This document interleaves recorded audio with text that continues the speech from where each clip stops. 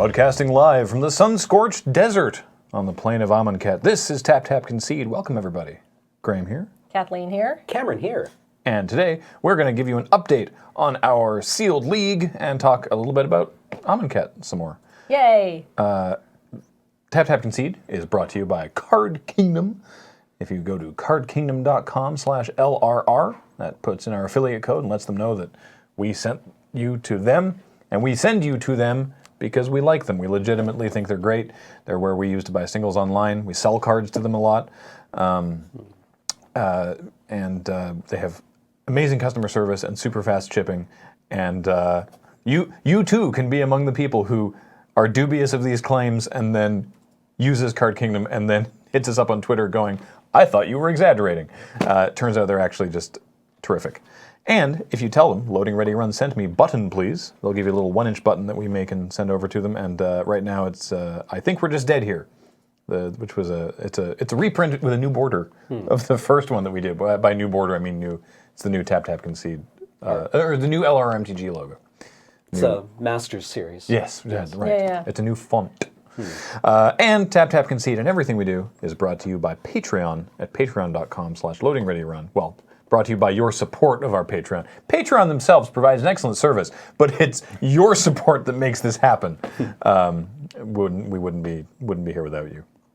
Yay! Thank yay. you, guys. Let's start with, because it's been a couple weeks, because for building a sealed deck and curating the Highlander cube, we didn't do a crack a pack. Oh. So let's crack a pack. Woohoo! Roll it. I have the giant dice of excitement here.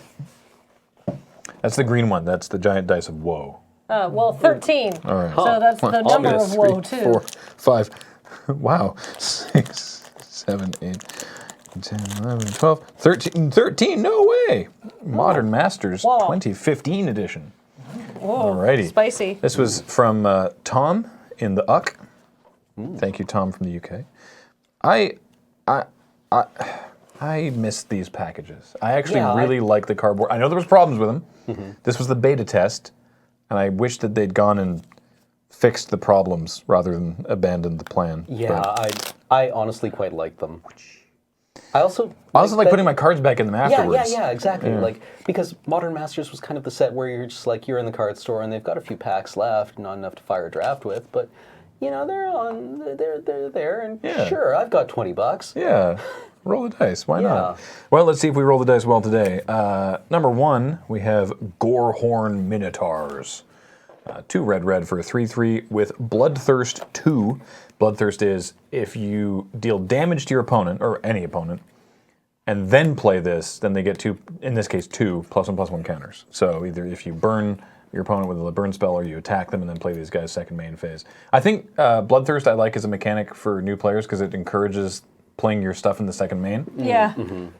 Although there's a bunch of stuff. What was the mechanic recently that really didn't? I mean, there's mechanics in Amonkhet that you like the monuments and stuff. Yeah. There you go. Like you don't want to play like you. I almost made a horrible misplay. Ronus's monument. Yeah, if you have Ronus's monument, you want to play your creatures first because you get that. We'll talk about that later. There's definitely a mechanic in. I want to say it was Innistrad or something. It doesn't matter. Anyway, the point is, Gorehorn Minotaurs are they're actually a bit of a beating. They're not amazing. They're always okay because by the time you're casting 2 red.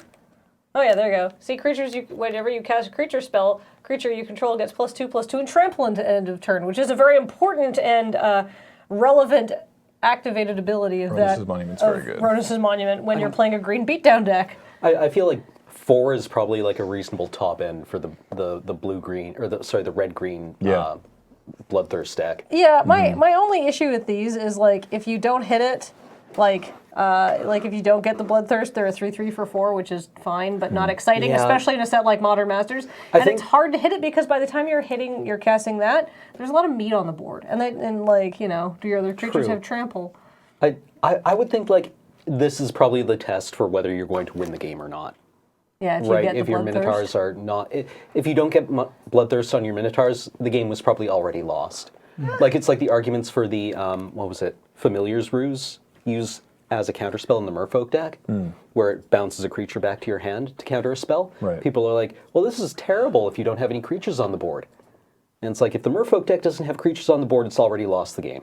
Right. Yeah, because Right, that was like- like put out like 50 like tiny fish, right? Yeah. Fly fishies. I remember when I first saw Bloodthirst, I was like, "Oh, that seems pretty okay," and then it's like, "Oh wait, counters." It's Yeah. not just like you would expect a mechanic like this. Though it would be like +2/+2 and haste if you've done damage or something. Right, then you get to like slam once for more, and then Yeah. Yeah. Which, come to think of it, wouldn't actually make sense. But No. whatever, some sort of version of that where you where just it's get bad. it once. yeah. Well, and there is some. Isn't there some mechanic? I mean, I guess it's not a keyword, but there are a lot of creatures that do that. Like you do something, and then it comes into play with a +1/+1 counter and haste or whatever. Yeah. The other thing I can tell you about Bloodthirst is that as somebody who plays a lot of control, this is frightening because Yeah. you don't know. Like, you don't know if your opponent has Bloodthirst creatures in hand. You can make a reasonable guess. Yeah. But what this really encourages people not on the Bloodthirst deck to do is throw their creatures under the bus. Yeah. Like, Right. I would rather throw a creature away than let you resolve a 5/5 Gorehorn 4. Minotaurs. Yeah. Yeah. Yeah. Right. So, like, even if you aren't getting Bloodthirst, you have probably, like, taken something off the board. You know what helps the control deck, though? A surprisingly high pick in this draft format is the Blinding Soul Eater. Oh, that card was really good. 1/3 artifact creature for 3 mana, and for a white Phyrexian mana and tap, you tap target creature. So the Phyrexian mana, in this case white Phyrexian mana, you can pay with a single white mana or with 2 life. And yeah, Blinding Soul Eater was actually just like pretty great in this format, honestly. Tappers are really strong. Yeah, and a single mana tapper is great, and then in an emergency, a life tap is, Yeah, it's And I mean, also, not bad. tappers don't typically have an ass this big. Yeah. Like, Yeah. a 1/3 doesn't need to necessarily, like, use its ability. It can just threaten to block and eat like a 2/1. Yeah, Right. but yeah, like what Graham said, the life in an emergency, it was great. It's like I'm not ever like truly tapped out. Like I can play my 5-drop spell and be okay because so I have to pump 2 life into this thing to tap if they like can- play a big hasty creature, but it's better than losing like 4 life, Yeah, right? I can I'm still up. I can pay 2 to stop taking 5. Yeah. Yes, exactly. I'm still up on this transaction, so I remember this also being quite strong in New Phyrexia. yeah, it's just a good card. Death Denied is next. It's X black for an instant arcane. Don't worry about it. Return X target creature cards from your graveyard to your hand. It was totally reasonable. It was fine, and I don't- didn't really ever see anybody playing No. it. Yeah, I mean, I suppose if I'm going to play an Unearth effect, it had better get multiple things back. Yeah.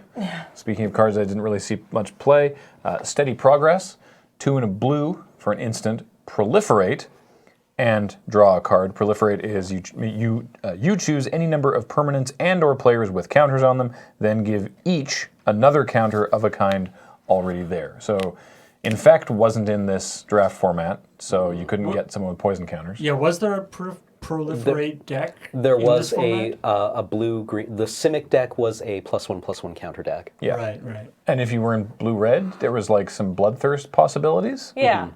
Like there was, it's not that Steady Progress didn't have any synergy. It just wasn't that great. Yeah. There wasn't enough synergy there to run it, Yeah. right? I mean, Steady It didn't Progress. do enough. It's one of those like base cards. Like I think Rosewater has talked about it, where like whenever you come up with a new mechanic, like Proliferate or whatever, you always have to do like it's like what's the base level of this? Yeah. Like we can do all the like creature comes into play, proliferate, double proliferate, all the different fancy stuff. Yeah.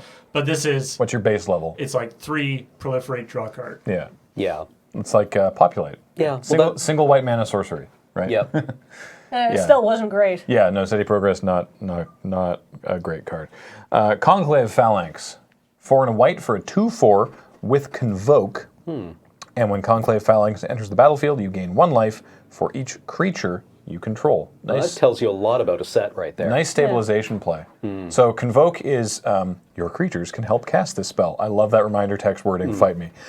Each creature you tap while casting the spell pays for 1 colorless or 1 mana of that creature's color. So if you are familiar with Improvise in Aether Revolt, if you're a more recent player and you're familiar with Improvise, Convoke is very similar to that, except you can do colored Yeah. costs as well. So you can cast Conclave Phalanx for free if you tap tap five creatures, one of whom is white. But I mean, the nice thing about the Conclave, And then you're gaining about 6 life. any of these convoke spells and stuff like that, was sure, maybe you don't want to tap down your whole board, but late in the game, when you want to cast something big and you've got a completely irrelevant 2/2 that's sitting there doing nothing other than maybe chump blocking, why don't you use that to help cast a 7/7 and then have some mana free for a combat trick, right?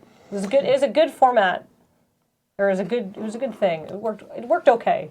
Plagued Rusalka. God, nobody ever played this, did they? Well, actually, yeah, the red-black sacrifice deck was not bad, and there were enough X1 creatures that you could also do green-black tokens, so you had a lot of fodder for the Rusalka, which reads, I should say, it's a 1/1 for 1 spirit, 1/1 for a single black, and for a single black, and sacrifice a creature. Target creature gets -1/-1 until end of turn. Which sounds awful. Yeah, it messed with combat math a lot. That was, I think, the more relevant thing, where it's like they can't attack their 3/3 into your 3/3 because you can sack a 1/1 and just eat theirs. We've talked about aristocrats a couple times on Tap Tap. Yeah. Is this guy good enough for that? I've thought about Plagued Rusalka and Highlander aristocrats. What really what kills it is that I play 3-color aristocrats, and having the black mana available to activate this ability multiple times in a turn is really a limiting factor on it. If it was generic. And in Highlander, you have enough free sack outlets also. Yeah, exactly. Compare this to Goblin Bombardment, and the -1/-1 counters are compelling. It's It's not a counter either. until End of turn. Yes, sorry. So it's just sort of not quite great. strong enough. And I don't recall. I've been on the receiving end of this in limited, and it was unpleasant to play against. Yeah. Yeah. But it was never a high pick. It's not like it was you're Speaking window of- slamming your Plagued Rusalka. Speaking of a not high pick, ostensibly bad card, that punched above its weight in the format. I was going to ask if this. Go ahead. Yeah, Goblin Fireslinger, 1/1 for a single red. Tap it, deals 1 damage to target player. So what were you going to say? I was going to ask if there were pingers in a format with Bloodthirst. Yes. So that's point number 1 of Goblin Fireslinger punching above its weight. So even if you can't get your creatures through, you can ping them with Goblin Fireslinger and play your Gorehorn Minotaurs and get your 5/5. Also, just I definitely lost games to people just being like, I have 2 Fireslingers and a board that you can't attack through. And I'm going how do I have a 5-mana removal spell. Am I going to kill a Goblin Fireslinger? No. And then 5 turns later. 5 turns later. Wow, that Goblin Fireslinger has been a lava axe for 1 mana so far. I really should have killed it. It's so stupid. Yeah. Now it's the sunk cost fallacy. Yeah, I know. It's now it's too late to kill it, but then you still die from it. Yep. Yeah. By the way, this I'm not saying it's a good card, by the way, but boy, did it sometimes punch above its weight. It was good in the right type of deck. Yes. And by the way, this synergy was not actually a Modern Masters thing. Goblin Fireslinger was originally printed in Magic 2012, which is with where Bloodthirst, was originally printed as well. Bloodthirst was in. Wasn't it an old one? Yeah, I want to say it was. Wasn't it the original Gruul mechanic? From Maybe. Ravnica Blast? I was looking at the. I don't. Gorehorn was first printed in 2012. Yes. Yeah. But Bloodthirst I was sure the. other stuff was I really thought that Bloodthirst was a core set mechanic. So it was. But I believe it was printed before that. Yeah, because there's Scab Clan Rampagers and things. But do they have Bloodthirst? I feel like you're We're right. looking it up. Yeah. I feel like you're right.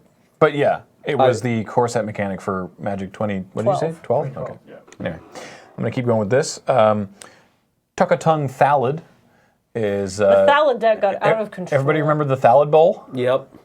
It's a 1/1 for a single green mana, and when it dies, you get a 1/1 Sapperling. This actually is- has a home in In the Aristocrats. Guild Pact it was in. It was so it was the original Gruul mechanic. Okay. Victory. Good job, Cam. So yeah, this gets into the Aristocrats because it's 2 creatures. Yeah, in 4-color or Jund Aristocrats, this does get in. This takes the place of things like Doom Traveler. There were certain builds of the tokens deck in this format that wanted 3 of these guys. Yeah. And other strategies that didn't. But yeah. And hey, all those last three creatures with their 1 toughness, they have a real problem with Gut Shot. Oh, the LSV special. Which is a single Phyrexian red mana, so payable with either a single red mana or 2 life, to deal 1 damage to target creature or player. That doesn't sound very good, I know. In fact, it sounds like a really bad deal? It sounds pretty bad, but you pay 2 life to deal 1 damage to them? Situationally, turns out it can work. Yeah, are you at 3 and they're at 1? Guess what? Yeah. Good enough. Do they have a 1 toughness creature that you have to get rid of? Yeah, or do you just need to deal the last point of damage to kill their big dude? Don't underestimate Gut Shot, because you can just actually pay for it with red mana as well. Yeah. Do you think the scales, like 4 life to do 2 life, 6 life to do 3 life? Well, that's a card. Char is 4. Yeah, 4 for 2. Is it? Am I thinking incorrectly Yeah, of Char? it's Char and Psionic Blast in blue. But Char was from original Ravnica. Is it 4 to you, though? No, it's 4 to them, 4 2 to them, 2 to you. Oh, that's way better. Yeah, but the 2-to-1 damage to you versus damage to them ratio. I would feel pretty bad paying 4 life to deal 2 to them, but hey, sometimes you win the game that way. So But it's like, but as opposed to the Gut Shot 2-to-1. Yeah. Gut Shot's Char's a much better deal. Well, yeah, obviously. But you're also paying 3 mana. I'm gonna let the comments argue about which was strictly better. I think, like everything, these cards are situationally dependent on like the limited environment they were designed for. Exactly. Flare Husk is next. I love Living Weapon. It's a single mana equipment with Living Weapon, which says when you play the equipment, you also make a 0/0 germ and automatically equip it to it. And the equip cost is 2, and the equipped creature gets +1/+1. So you play it, and then you make the 0/0 germ, and you equip it, so you get this 1/1 creature for 1, but then later it's an equipment that you can put on something else. If you it's a move little gauntlet. If you move it off the germ dies. Just I can just imagine like Resto Angel showing up, and like there's the Batterskull sitting there, and she just goes up and like pulls the germ out of it, and it screeches, and it's like, no, it's cold, right, and gets thrown away. And then Resto just like sidles into the cockpit, and it's like choo choo, or picks it up, I guess, because it flies then at that point. Yeah. Right, there's your little germ. There's token. the germ. Yeah, like I imagine every germ's final words are, oh, it's so cold. I love that they got Igor Kyrilik to do like nearly all of the living weapons. Yeah. Because they have this wonderful, consistent look, and they look so great. Like I think he did all of them except Batterskull. Yeah. Which was a mistake. Well, yeah, because Batterskull looks like something out of an Aliens movie. Yeah. Well, it doesn't. It just looks weird. Yeah, no, I don't know what's going on in Batterskull.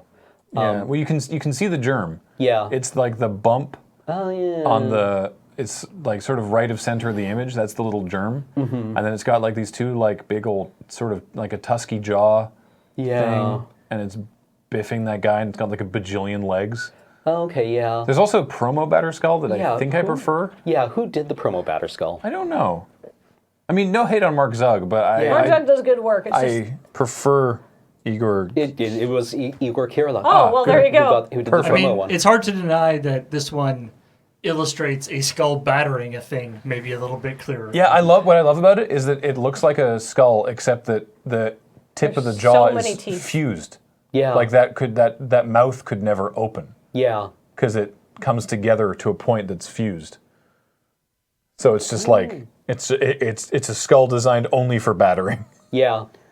Oh, this card was a mistake. I guess filtering krill. I don't know. Anyway, could wax poetic about Living Weapon all day. That was a good mechanic. Celestial Purge is our first uncommon.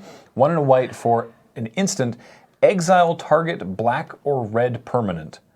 A+ sideboard card. Yeah. Not a high pick. No, they often went late. But when you realized you had one on the board and it was important, it was nice to have it there. Mm-hmm.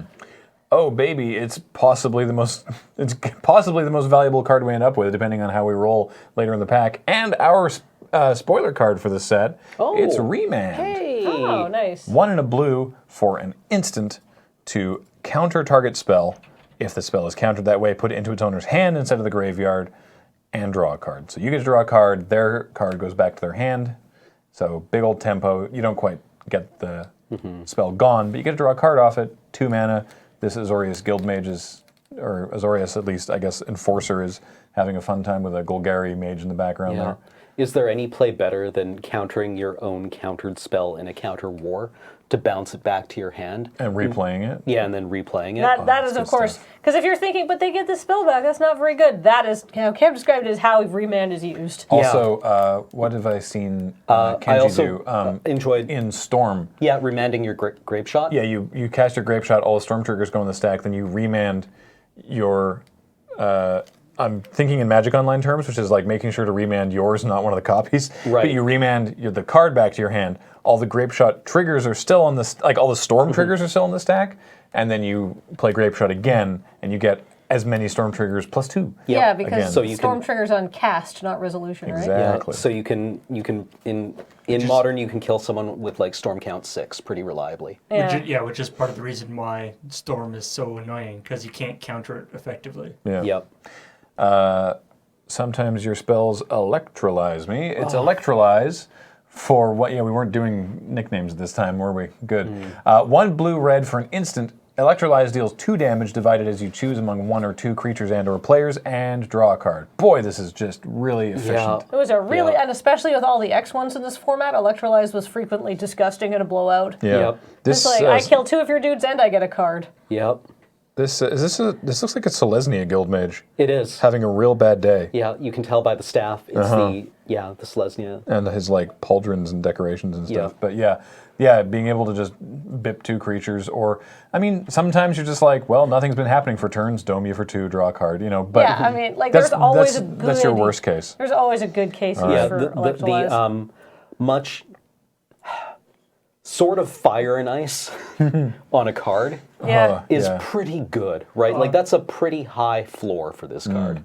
Actually, check it out. That's the Selesnya Guildmage. Oh yeah. Oh, it is. Yeah. Wow. It's the same guy. It's literally the Selesnya Guildmage, and he has his 2 hair, toughness. his hair is going crazy in the Electrolyze art. Well, because he's being electrolyzed. Yeah. All right, let's see the rare. One time. No, but cool card still. Necroskitter, little Skittles. 1 black for a 1/4 with Wither. So I forgot there were some -1/-1 counters. There were Withers. So another opportunity for steady progress to get there. Anybody? Absolutely. So Wither is this deals damage to creatures in the form of -1/-1 counters. It was like, what was it, from Shadowmoor? And it was sort of like proto-infect. Yeah, it was one So, half of infect. If this blocks, so if you attack with a 2/2 and they block with a Necroskitter, instead of it just bouncing, it'll put a -1/-1 counter on it, and so then you have a 1/1. But it's taken 1 damage, so then it dies. No, it because doesn't. it deals the damage as counters instead I'm of really dumb. instead of the counters. Well, that's I'm glad you said that, because that's the thing that people often confuse about Wither. Yeah. So, but there's another ability. Whenever a creature an opponent controls with a -1/-1 counter on it dies, you may return that card to the battlefield under your control. So this actually seems like quite a brick wall. Yeah. Because you actually don't want to send shit into it. No. Yeah. Because if Necroskitter, I mean, Necroskitter puts counters on stuff, but like if you have other Wither creatures, you can just windmill your Wither creatures into their board. Yeah. Because like, what do they do? Like, if they trade for a Wither creature, Then you get their creature. Mm-hmm. It's really cool. All right, and Actually, this seems like a rad card, actually. yeah, every set or every pack of Modern Masters 2015 also had a premium card. Is it going to be playable? Is it going to be a mythic? Is it going to be draft trash? Let's find out together. Whoop-boom! Ashenmoor Gouger. Well, it's an uncommon at least. It's a 4/4 and it can't block. For 3. Yeah, that's the main point. Actually, it's 3 Rakdos mana. So black, red, red, black, red, black, red, blah, blah, blah, blah. There's a combination. Whatever combination you choose, it's a 4/4 for 3. Also, it's an elemental. There was a small elemental sub-theme in red-black, but most importantly, it's a 4/4 for 3.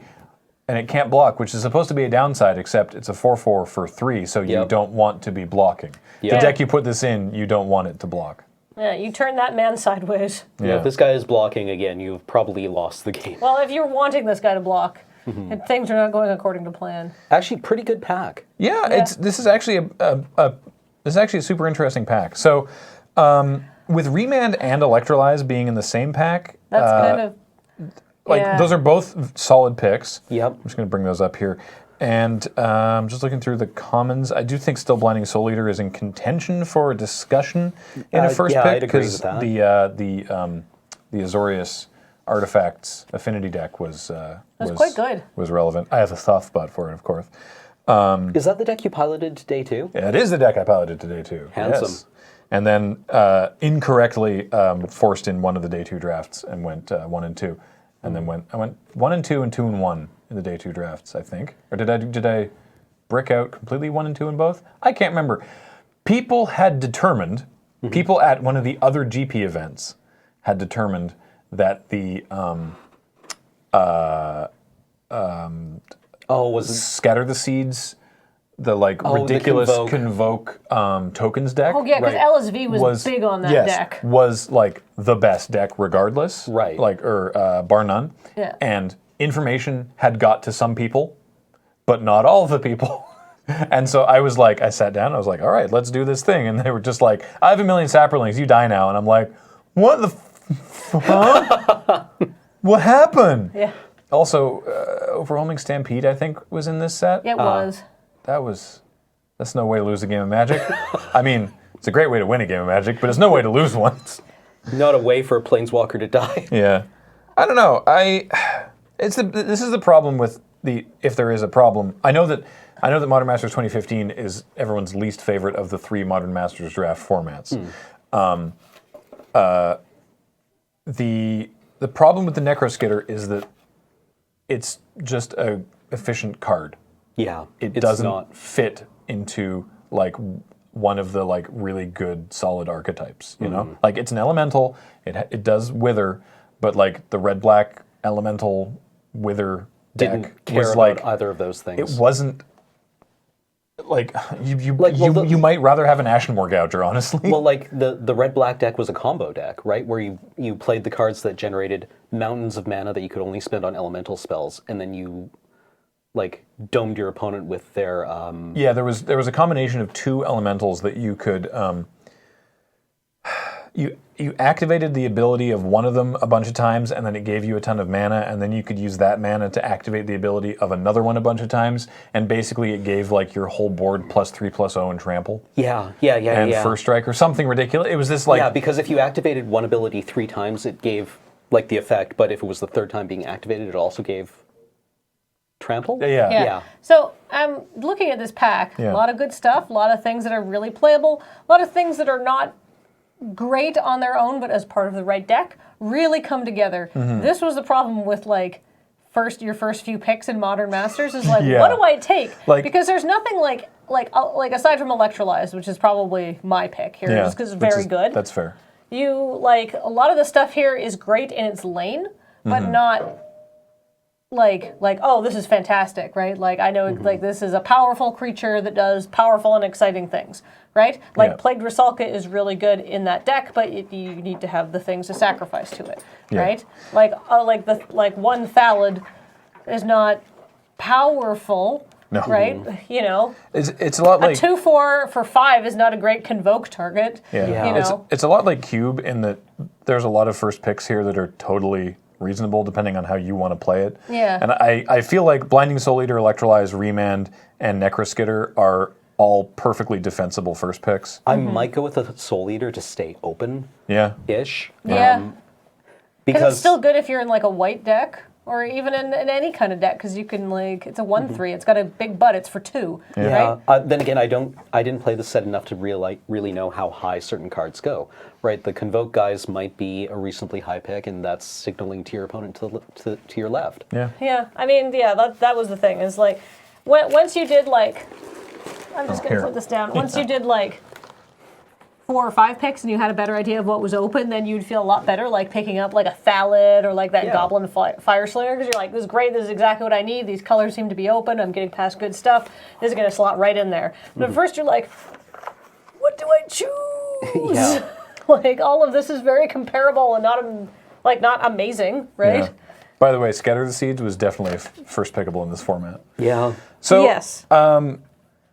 leaving that format behind and talking about this new format, the Amonkhet Sealed League, let's give you an update on Sealed League. So a couple episodes back, we talked about the Sealed League that myself and Cameron and James and Ben were in. Since that time, Kathleen and Ian, and actually Kelly as well, our nanny, has joined the Sealed League. I was watching Sweet Games happen, and I was like, I also want to play Sweet Games of Magic. Yeah, because why not? Because you can play off, with our LGS lets you play off site. So we have like 7 players in the moon base. Yeah. So it's like, hey, fight me, let's jam, right? Yeah. So that awesome green-black deck that you saw me build, love the deck, think it's pretty sweet. Lost every match in game 1 or in week 1. Went 0-3. Cameron, Ben, and James all went 2-1, and they beat me at every opportunity. And it was a combination of I had a couple bad draws. It's Magic. It happens. RNG is real, but also just like everyone got really good decks, and the green-black deck doesn't match up super well against blue-white flyers, which, as it turns out, James and Cameron were both on. And Ben has surprise Hazoret out of nowhere. And because it's got haste, it was one of those situations where it's like, okay, if I'm doing all right, and then he's like, Hazoret, attack, and I'm like, Yeah, you know what's a good top deck? I'm like, okay, I can do this and not block and go to 4. And then he can just untap and pitch both cards in that he'll have in his hand and deal 4 to me. Oh. Yeah. Hazoret's very strong. Hazoret's a hell of a card to top deck. Yeah, Hazoret's great. Yeah. So, I guess actually before we get into the changes I made to my deck for week 2, how about Cam? Because I was like, oh, blue-white flyers. How about you actually talk a bit about what your week 1 deck is, and then Kathleen, because we haven't heard from you at all, we can talk about what your week 1 deck is. Yes. And then we'll talk about our changes. Yeah. So you went 2-1. Yes, losing, 2-1 week losing 1. only to Ben, right? Yeah, For Hazoret, yeah. Right. As discussed, Hazoret is a hell of a top deck. Yeah. So what I have built is that I opened a pool with 2 fan bearers, a cancel, an essence scatter, 2 cast out. 2 cast out. Yeah, a pull from tomorrow. And what finally put me in it was Glyph Keeper. Oh, hello. Yeah. Yeah, Glyph Keeper's terrific. So this really lends itself. What does Glyph Keeper do again? Oh, yeah, here. Yes, sorry. Oh, wait, well, James has got it already, but... Glyph Keeper is a 5-mana, 5/3 flyer. Oh, it is that a Sphinx. When Glyph Keeper becomes the target of a spell or ability for the first time each turn, counter that spell or ability. So it's got Kira's ability for itself. It also has Embalm for 5 blue, which means that you need 4 removal spells to finally deal with this. Or at least 4 things to target it. Or 2 flyers with 3 power. Yeah. or 3 things with reach and 3 power, which is actually a much this guy doesn't die because people are like lightning bolt. It dies because I'm like, I guess I have to block your 3/1 or die. Mm-hmm. Yeah, 2 turns in a row. The real irritating right? thing is you can't even -1/-1 counter this guy. Yeah, like this guy is quite powerful when you are in control of the board. This is an excellent control finisher. When you are on the back foot, this guy chumps twice and then you die the next turn. I mean, Right. it chumps twice. That's pretty good. Yeah. I mean, actually, it never chumps because 5 power means it's taking something out. I mean, it seems like it's a very good card, honestly. Yeah, it is. And then on stream yesterday, we were playing Glyph Keeper, and our opponent tried to angle shoot us. Yeah. With we had Glyph Keeper, and on our upkeep, they tried to tap it with Fanbearer. Yeah. And so they tapped it with Fanbearer, and immediately in chat typed FK, right? Because you can't type full swears and make go chat. Right. They were like, "Oh, I forgot about that shit," like, "Damn it, oops." Yeah. Oh, trying to bluff the... leaving 2 white mana up. Yeah. And we were like, "This is so obviously impeccable timing, and you're a liar." Yeah. But we had plenty of other cards in hand, and it has Embalm, so we were like, fine, show Yeah. me, and attacked, and it was impeccable timing. Yeah. So we told him it was a super obvious ploy and won the game anyway. Even though I also accidentally F6 through an entire turn. That was embarrassing. Oh, the rub-ins, I'm really glad we won the game. Okay, here's this is off topic. Don't lie to people when you're playing Magic. Yeah, Yeah. it's usually transparent. You're not that cunning. You're not Arsène Lupin, Master Thief and Provocateur. But since Wait, I see a third fan bearer in yeah, there. my week 2 pack was fairly kind to me, and I opened another fan bearer and another cancel. Oh, Nice. And typically, you don't want to be playing cancel in like limited because you don't like having to leave your mana up because you want to curve out and play aggressively and end the game. But I have 1, 2, 3, 4, 5, 6, 7, 8, 9, 10, 11, 12, 13, 14 instance or activated abilities that can be activated as instance. Or cycling, or Yeah. right. So- I guess that counts to what you just said. You have a lot of reasons to keep your mana up. Yes, and it really helps me to stay open. Like 3 fan bearers is a fine way to spend 6 mana every turn as you just draw go. Scribe of the Mindful has actually been quite powerful because it is like the worst Snapcaster Mage, which is still Snapcaster Mage. Right. That's and- the three. Here, let me pop Sorry, it on the 3 on the mana reader for if a it works. 2/2. I don't know if it's 2 and a on blue for oh, it's a on 2/2. manual right now. Human Cleric. For 1 colorless, or 1 generic, and tap, sacrifice Scribe of the Mindful. Return target instant or sorcery card from the graveyard to your hand. Wow, yeah, that is So- the worst Snapcaster So you imaginable. can chump something, it will die, that's fine. Once blocks are declared, you activate its ability and you get back Gale Strike. Mm-hmm. You can get back a cancel if you really need it. You can get back Hieroglyphic Illumination. You can get back Gale Strike before damage even happens and bounce Yep. their other attacker. Yeah, exactly. On one occasion, I was able to cycle Forsake the Worldly early in the game and then get it back with Scribe of the Mindful to blow away a Oh, monument. that's good. Yeah. So I'm quite happy with it. The card that has actually been the all-star in this deck and that I would like to open, I'm going to say 2 more of, is Those Who Serve. It's so annoying. I don't really know hard to who's, attack through. don't know who is responsible for making Pillarfield Ox cost 3 mana, Yeah. What the hell? but whoever it is, thank you very much. This card is a really, really... Because the thing is, Pillarfield Ox at 4 mana is like bleh. Yeah. But at 3 mana, it's like ugh. It's a 2/4 for 2 and a white, and also it's a zombie for added synergy value. Added synergy. It's quite good in the in the control deck. It's so For frustrating. holding down the ground, and it can also chisel in. Apart from like Wasteland Scorpion, I can't really attack. Like I have so many things with 3 power, Yeah. right? It's ugh. Yeah, 4 toughness is a real barrier here. Yeah. So So how that- do you, apart from Glyph Keeper, I know that this question, because sometimes people ask this question in a really mean way, so I don't mean it in that way. Apart from Glyph Keeper, how does the deck win? Well, okay. I've Just like described it attrition? as a control strategy. Yeah. What is the better analogy for it is that it is secretly a Delver deck, in that it plays a lot of the early drop aggressive white creatures, and then is able to protect them and control the board, allowing them to attack in. okay.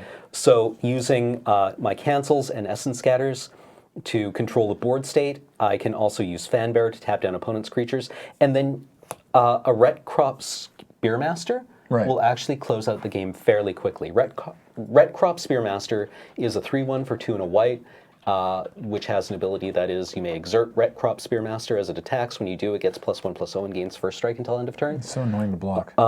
Gustwalker is also totally reasonable. Gustwalker's really good. And then True Heart Duelist is also quite good because when you're on the back foot, it can block 2 things. And then you bring it back and it blocks 2 more things. Yeah. Gustwalker, by the way, is a 2/2 for 1 and a white, and when it attacks, you may exert it, and if you do, it gets +1/+1 and flying. Mm-hmm. So every other turn you can hit for 3 in the air. Yeah, And then you also have a Seraph of the Suns. Yes, Seraph of the Suns, which is a very late game card, but it has relatively few answers in this format. Like there's a lot of -1/-1 counters. Luckily, that was like the one thing I could do. Yeah, but if you have been playing out an aggressive early strategy, your opponent has probably blown a lot of their removal spells that can deal with the Seraph of the Suns early. Well, it's also indestructible, so a lot of the actual just like unless you have like finally deal the with- 5-mana exile spell, you can't. There's actually I don't think a removal spell that will hit it. Yeah, you Like, finally deal with whatever that black one is. Finally deal with Glyph Keeper, and it's like, cool. Here's my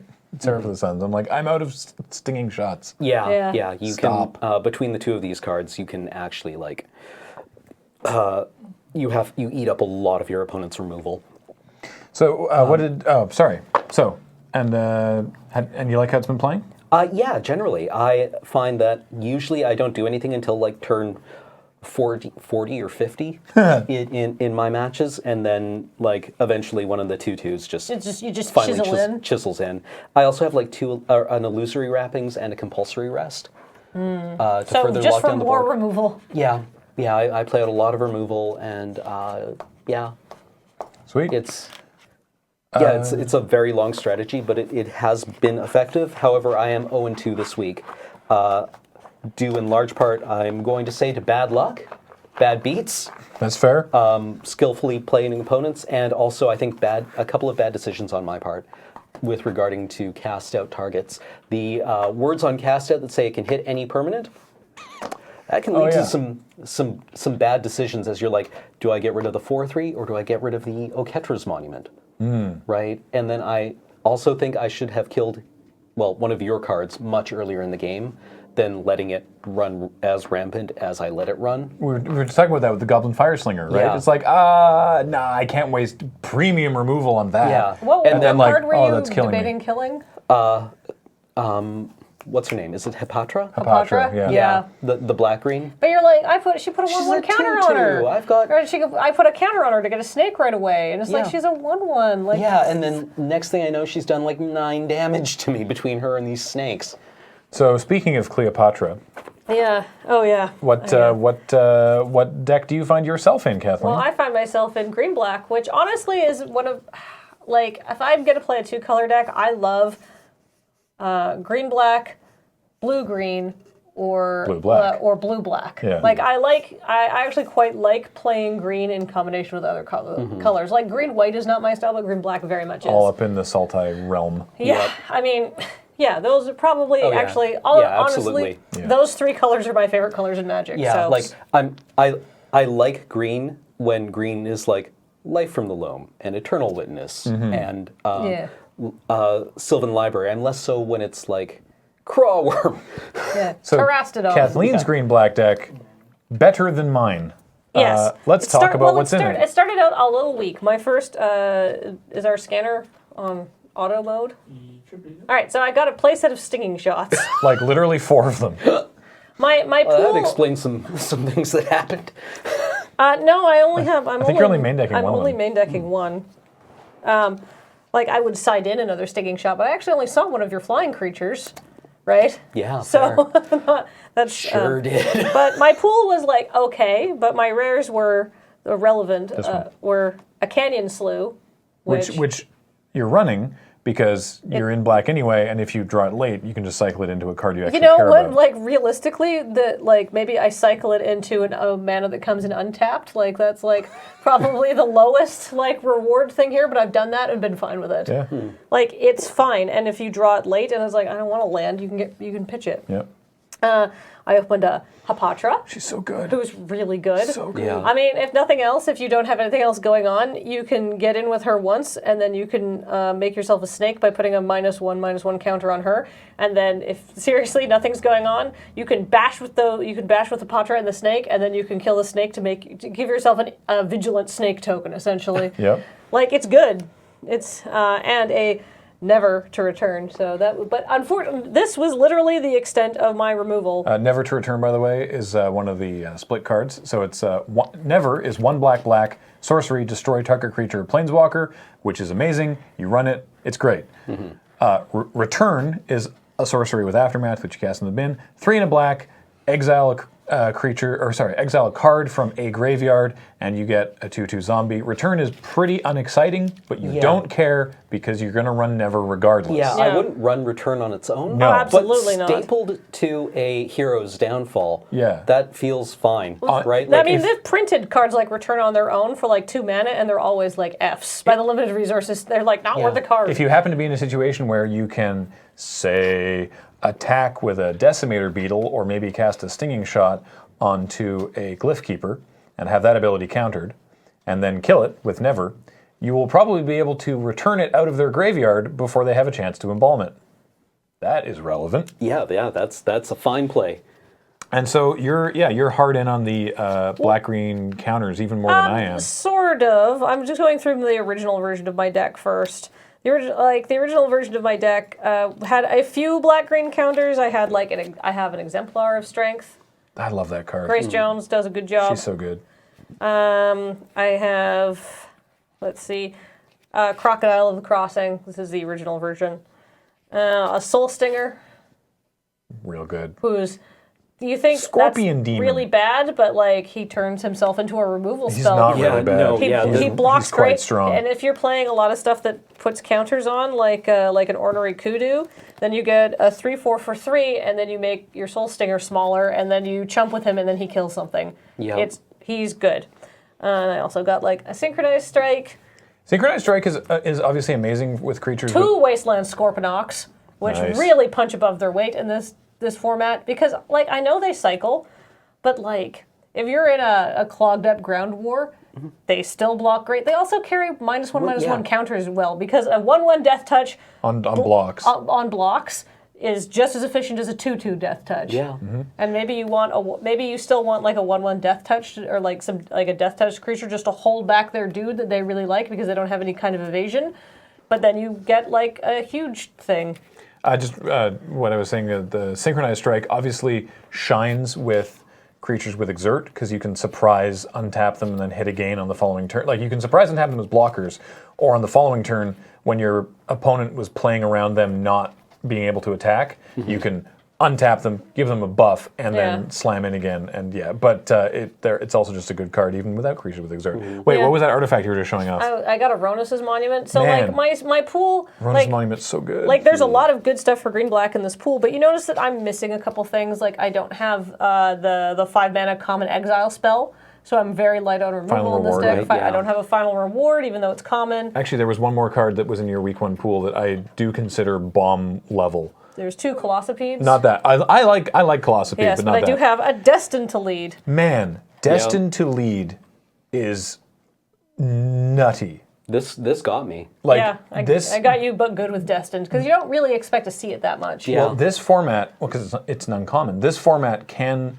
lead to big board stalls where both players are just like, okay, I don't know what I can do. Or I imagine, I wasn't watching the game, but I imagine a situation with you guys, it's attacking in the air and you're just like, well, I have all these ground creatures, right? Actually, how this played out is he was trying to kill Hapatra, and then I Destined to protect her, and then I didn't actually need to use the lead because I just like cast creatures. You use lead against James? No, I used lead against Kelly. Kelly, right. So During week 1. the lure, the lead part, which is Destined is 1 and a black for an instant. Target creature gets +1/+0 and gains indestructible until end of turn. Rather than the flip of Never to Return, Destined on its own is like a fairly mediocre combat trick. Honestly, like you get to save a creature, maybe you get to also take theirs down. Like it's okay by itself. I probably wouldn't run it. Right? Supernatural Stamina, I'm much more interested in because you can allow things to trade up. Also, Supernatural Stamina Costs 1. and it returns the creature to the battlefield when it dies. So you get ETB triggers. Yeah. Yeah, no, I have a Supernatural Stamina on this deck too. Yeah. It's good. Lead, on the other hand, is 3 and a green. All creatures able to block target creature do so. So, which is the lure effect. So you build out your board, and then you're like, cool, all your blockers have to block this 1/1 Death Touch Scorpion, all my other creatures get through and you die. Yep. This is...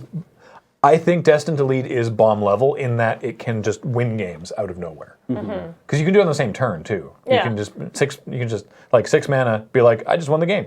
Yeah. Yeah, or you play it more like I played, which is like early on you protect a creature from a removal spell, right, or Yeah. something, and then later when you need it, the lead is there. It's in your it's sitting in your hand, waiting for you to use it. I didn't need to use it against Cameron, but like this deck was pretty okay, but it was lacking some synergy pieces. However, I opened my week 2 pack, and it was really funny. Graham picked up 2 packs, and he's like, well, which one do you want? You choose. I was like, I'll take this one. And I was like, no, I want the other one. And it turns out this worked out great because both packs really helped our decks. Well, I'll get to mine, but what did you find in yours? But you were able to rebuild into a totally different archetype. Spoilers. So, yeah. So I got a Shed Weakness.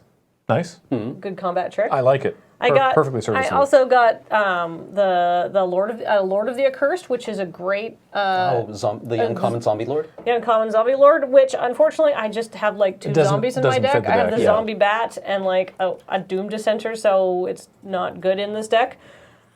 I got a Cartouche of Strength, Nice. which is Little. there we are. Sorry. Which is great because it's basically removal, especially in my deck where I'm running like Crocodile of the Crossing. Oh, I got a second Crocodile of the Crossing, so I put that in there. Oh. So I think it's just better than Hunt the Week. Yeah. I think Yeah. it's just better.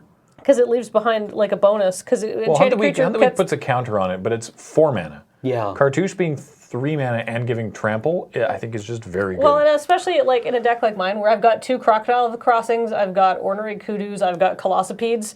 Giving a big creature like that trample is very important. Yep. Honestly. But I right. got my All-Star Maximum Spice. Maximum Spice, a perfect pickup for this deck. Boy, does this card ever do work. Decimator Beetle. Decimator Beetle is literally, I feel like because you're like, okay, it enters the battlefield, put a -1/-1 on target creature you control. That's great if you have a Potter out. That means you get a snack. And whenever it attacks, you may remove. No, not you may. You will remove a -1/-1 counter from target creature you control and put a -1/-1 counter on up to 1 target creature defending player controls. It is a 4/5 for 3 black-green.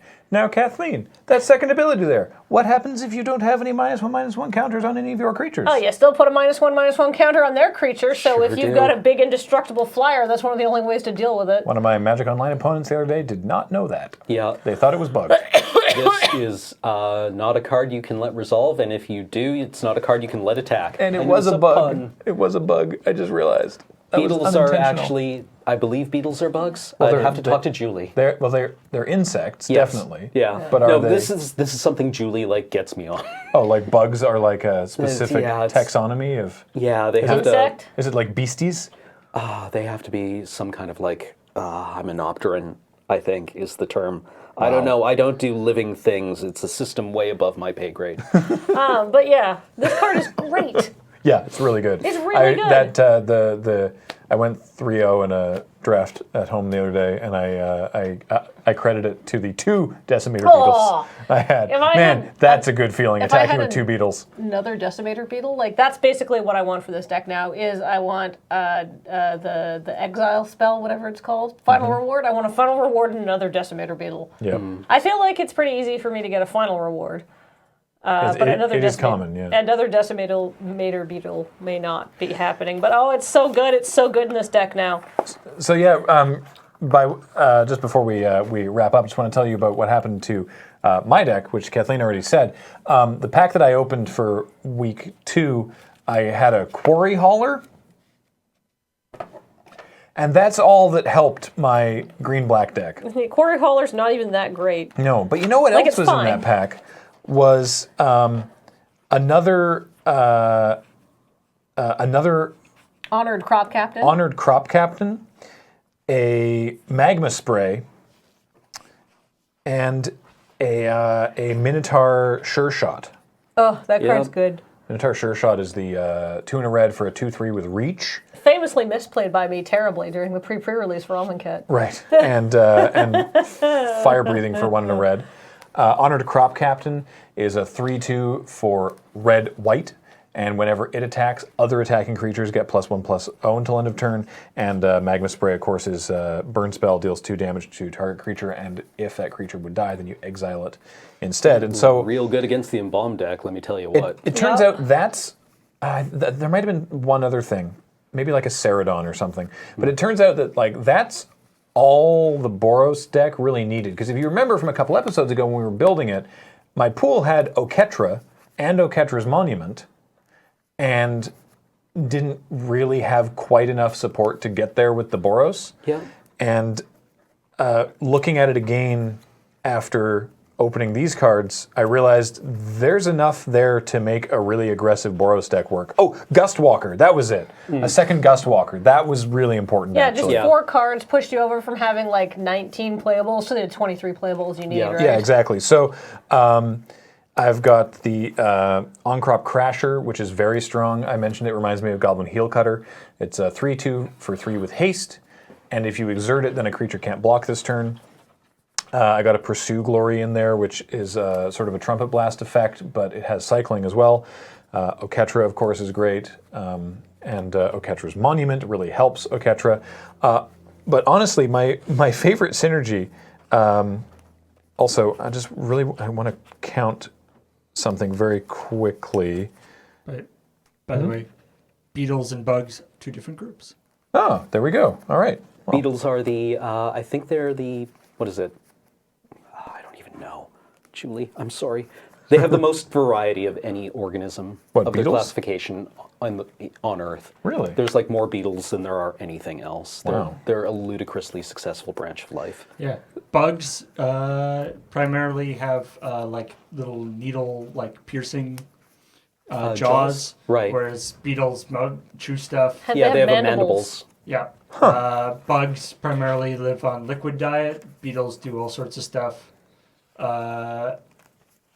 Bugs have incomplete metamorphosis, and beetles have complete metamorphosis. wow. And they're different order. They are different. Yeah, they're different orders. It's not like they're in the same level. Right. Yeah. So I've learned if you're something one new of the today. people who really enjoys the actually lead into a sentence, may I recommend that you look into the cladistics field of biology? Wow. yeah, I love even in Wikipedia they're called. There's true bugs. Yes, and then bugs. The terminology is true bugs, Wow. as I've been informed. So anyway, Oketra's Monument There's bugs and then there's scrub bugs. is great with Fake bugs. the Pursue Glory and the Honored Crop Captains, because if you make a bunch of 1/1s, then you can attack really hard. So my 2-drops, I have 9 2-drops. This is a very aggressive deck. I've got a Pathmaker Initiate, which can be fun, an Anointer Priest, which is like the least interesting, but it's playable, so it's in there. A True Heart Duelist, which is very handy. And then 2 Honored Crop Captains, 2 Gustwalkers, which we already talked about and are very good, and 2 Binding Mummies. Now, I want to talk about the Binding Mummies real quick, because they are 1 and a white for a 2/2, and whenever another zombie enters the battlefield under your control, you may tap target artifact or creature. So my favorite move to do in this deck so far has been playing On-Crop Crasher so play one of those 2-drops, turn 3 play On-Crop Crasher. Sorry, by one of those 2-drops I mean a Binding Mummy. On-Crop Crasher, turn 3, exert it, make whatever creature they have not able to block, hit for 5. On turn 4, when they have 2 blockers out, play Sparring Mummy, which is a 3/3 for 3 and a white, that when it enters the battlefield, untap target creature. So play Sparring Mummy, untap the exerted On-Crop Crasher, And then go to town again. re-exert it again, because you can do that, and meanwhile the Sparring Mummy being a zombie means that Binding Mummy taps down their other blocker, and then you're hitting, so you hit for 5 on turn 3, and Wait, does then the On-Crop another Crasher have 5. Haste? Yes. Oh, does Yeah. it really? Yeah. Oh. Yeah. Then you're hitting for another 5 the next turn. This, like, I realize I said earlier that, like, you know, I've lost 2 matches this week, and that was because I made mistakes. It's actually because you trash canned me really Yeah, Graham hard. trash canned me too. The only game I won like- is This deck is sweet. Yeah, the only game I won is the one that Graham kept a monumentally terrible hand for some I think I Why did did I do misplay in our game, but that was probably a thing that bought me a couple of turns at best. There was all. I mean, we went to game 3, and game 3 you were like, boy, did you ever have like 12 mana? Yeah. Like game 3 was rough beats. But yeah, Cam got so flooded. And It was our third I game. mean, hey, it's the Nile. And then I also have an Onward to Victory that I haven't cast, but we'll see how it goes. God, what I want to open more than anything else for my week 3 pack is Insult to Injury. Yeah. Because that card is not, it's not real. It's not real. Have you seen this card? It's not real. Is this the one that Ian killed everyone with? It's unfair. So it's Insult is 2 and a red. Damage can't be prevented. If a source you control will deal damage this turn, it deals double that damage. Right, this card. So it's like, right. okay, that's like, I sort of glaze over when I see Yeah. effects like that. But it's like, deal double damage, I guess that's okay. Then Injury is 2 and a red to deal 2 damage to a creature and 2 damage to a player. 8 damage seems fine. So if you cast Yeah. it for 6 mana, right, you're to cast both sides in the same turn, you're dealing 4 damage to one creature, 4 to their dome, and then you're attacking and all your creatures are doing double damage. It just kills them. You know Yeah, what the this real is- insult to injury is on this card? What? There's 2 words on this card that are the real insult to injury. Sorcery? Sorcery? You control. Oh, yeah. If this the was source- symmetric, you could at least be like, well, at least I'm taking down a bunch of your creatures as you just like Yeah. work my groin. Yeah, it's Right? only your stuff. Yeah. Now, interestingly enough, the latest episode of Limited Resources, they did their crack pack and they got an Insult to Injury as the rare, and they're like, Marshall's like, I love this card, this is great, I hate that this card exists because it will kill you out of nowhere. Yep. Yep. And it really does. No way to lose a game of Magic, but here we are. Yeah. Yeah, this is also a real good card. So to yeah, get. Yeah, 4 damage to your dome, get rid of your best creature, all your creatures are doing double damage, fight. yeah. So I like my deck. Like I like the green black deck that I built on Tap a couple weeks ago. But I also really like this deck, and I think this deck is sweet. And I was joking with Cam beforehand that I was like, I think this deck is sweet, and not just because not just because it's winning, right? Or what was it? It was like maybe it's not a good deck, but it sure is winning. And you were like, that seems like pretty compelling evidence that it's a good deck. Yeah, yeah. And it's like, maybe it's results-oriented thinking, but if you're playing it, you're enjoying it, and it's getting results, then maybe it's just fine. Maybe it's just good. Yeah, I don't know what I want to open future. I know I'd love another. A Glyph Keeper. Well, honestly, what I need is something that helps define this deck. It either needs more low-drop, aggressive, evasive creatures, or another large bomb evasive creature. Yeah. One thing that will help define the deck is either like a Delver strategy or a control strategy. Right. Because right now you're a little torn. Yeah, and it's when I draw the cards that are in one strategy, it turns out really well. When I draw cards in the other strategy, it works really well. If I draw cards from both, it dies. Right. Like it just dies fast. I look forward to presumably my pack 3 or my week 3 pack putting me into blue-black cycling. I don't know. We'll see how it goes. Yeah. The joy of Sealed League. Yeah. So Yeah, Amonkhet, a fun format. I'm really enjoying it so far. The creatures, I always like formats where the creatures do exciting things and Yeah. you feel powerful and cool for turning them sideways. Yeah. Right? Also, I like formats like that. It reminds me of like core set Magic, even though Yeah. this is more exciting than core sets. Core sets were always kind of boring to play. Yeah. But Let me tell you what frightens me as an owner of a Glyph Keeper, as a parent of a Glyph Keeper, is actually Binding Mummy. yeah. Yeah. Because it's basically a free effect. You can target the Glyph Keeper and be like, oh, well, this free effect that I got fizzles. But what doesn't But fizzle my is this- Electrify- Yeah, your Electrify blows it out of the sky. Yeah. So all of you chose did Amonkhet boosters. So Do you have any thoughts about changing that, Well, or so do you the- want to Well, just the keep it rule- going? The rules at our Yeah. LGS, and it may be different for yours, is that you can add packs to your pool once a week of any pack, any non-masters pack that they sell at the store. But anything they have in stock that isn't masters, because those are just busted, right? So that's I'm So not just sure. stuff in standard. It could be Yeah, whatever. I'm sure every LGS is doing it differently, and they have packs going back some time. But this set has so much synergy Yeah. that I think it's, for us anyway, I think it's a mistake to get something out of the set? The one that has tempted me is that I have 75% of a very strong Rakdos Hellbent deck, like the discard deck. And what I have been tempted by is maybe I wander over to Shadows over Innistrad and pick something up there and pick up like Madness cards or Like Fiery discard Temper or outlets. something. Yeah, or if I open a Call the Bloodline. Right. Right? But that's a long haul when I could just open more Glyph Keepers. Yeah. Yeah. in Amonkhet. And it's tough just because you choose that set doesn't give you any guarantee that you'll actually open the card you want from that set. And also, I kind of prefer to open the current set for the Sealed League because I want to play with the new cards. Yeah, me Yeah. too. Right? I like, And with 9 packs of the new cards, you can actually see a lot of the depth in the synergies. Yeah. Yeah, the whole format is designed to play together so well that I don't think there'd be any benefit from adding powerful cards that don't interact with what the format especially is trying to do. when there's a reasonable possibility you could completely scrub out. Yeah. Yeah, exactly. Like if you completely scrub out an Amonkhet pack, like maybe you still get a useful common, right? But like if you completely scrub out another pack, you probably have something that makes your deck worse. Yeah. Like you just may as well, you've skipped your pack for the week. Perfectly lateral move. Yeah. Anyway, that is going to do it for Tap Tap Concede for this week. As a reminder, Tap Tap Concede is brought to you by CardKingdom.com. Check out CardKingdom.com/LRR for all your singles needs. They will ship singles anywhere in the world.